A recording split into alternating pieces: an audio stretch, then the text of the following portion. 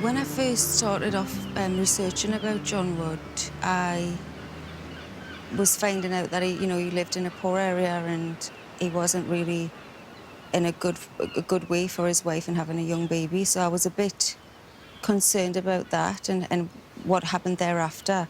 And to find out that actually it improved is such an amazing thing to witness and to discover. And I feel like, in a way, that's kind of what happened with me. So I relate to the fact that you have to, hard work pays off.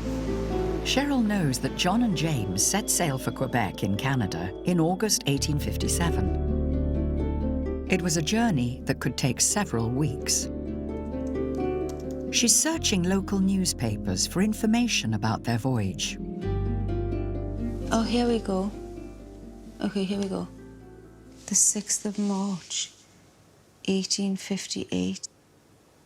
The La Belle Lane Master sailed from Quebec on the 10th of November for London, was spoken on the 14th of November between Gross and Crane Islands, and has not since been heard of.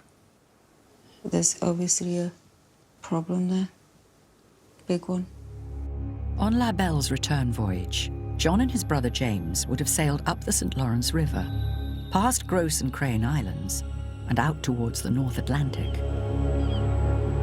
Cheryl's arranged to meet Dr. Simon Wills at the Watch House Museum near North Shields to find out what the newspaper report means. So I have this cutting from the newspaper, which is quite concerning, really. I don't understand all of the language, which I was hoping you can help me with. Well, what's spoken on in Victorian times, ships' captains, when two ships passed each other, they'd hail each other. And so Captain Lane would have shouted out, La Belle from Shields heading for London. And the captain of the other ship would make a note of that. And when he got to port, he'd report that he'd seen La Belle. Right. It was just a way of keeping track of ships in those days because there wasn't any other means of communicating, no radio or anything like that. This is a list, a crew list of everyone who was on that voyage of La Belle. Mm-hmm. Yeah, okay. So this says Port of Shields, account of crew, foreign-going ship to be delivered at the end of the voyage.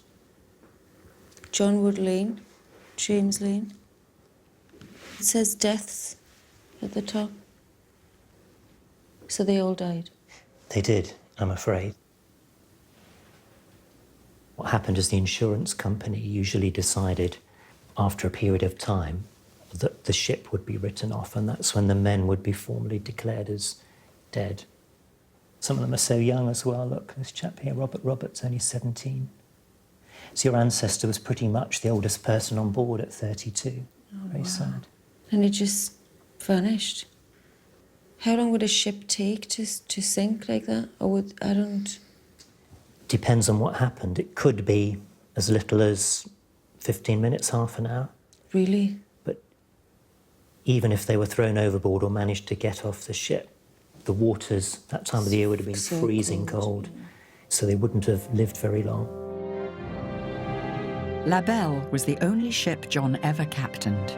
It disappeared while on its return journey to England. John, James, and the entire crew were lost. In the mid-19th century, being a mariner was a treacherous job. There were over 800 shipwrecks a year off the coast of Britain alone, and transatlantic voyages, such as La Belle's, were even riskier. Ships could be blown hundreds of miles off course, and many, like La Belle, were never heard of again. Caroline was left a widow, with no financial support and a young family to bring up. Caroline would have only been 29. And on the family tree I have, my great-great-great-grandfather is another John Wood Lane. I've got something that can help you here. This is a birth certificate. Yeah. John Wood, boy. Father, John Wood Lane. Mother, Caroline. In 1858, Yeah. May LaBelle left England on the 19th of August, 1857. So she was actually pregnant the whole time. Wow. And John never saw his little boy. I know. That's so sad. I now really wonder about Caroline and what she went on to be and do. Well, we know from the 1861 census that Caroline went on to become a charwoman. Do you know that? Yeah. What's a charwoman? Well, she's sort of like an odd jobs lady, really. She'd take in sewing and do laundry for people and cleaning. So it was quite a come down for her, having been a captain's wife, at the bottom of the ladder, really, in terms of income at the time. She actually came from poverty, and then I guess she went back to poverty. I've got something else to show you. This is a memorial card. Oh, an affectionate remembrance of John W. Lane. Would this have belonged to Caroline? Yeah, I think she would have had that made. It's a very expensive thing to have made as well at a time when she had very little money. It's been so well kept. In the ship LaBelle he went to sea, and thought not what his end might be. Now he lies buried in the deep, and has left his wife and children to weep. Though the raging sea o'er his body roll, do thou, Lord Jesus, receive his soul.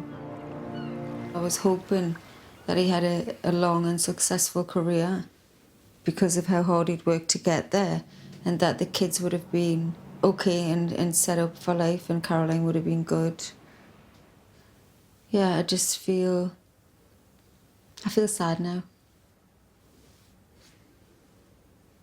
I feel like I got to know John and Caroline. I feel like I did get a sense of them even as a couple. The way she's holding him, the way he's holding her. I just sensed that they were really, really madly in young love, and it's a lovely feeling.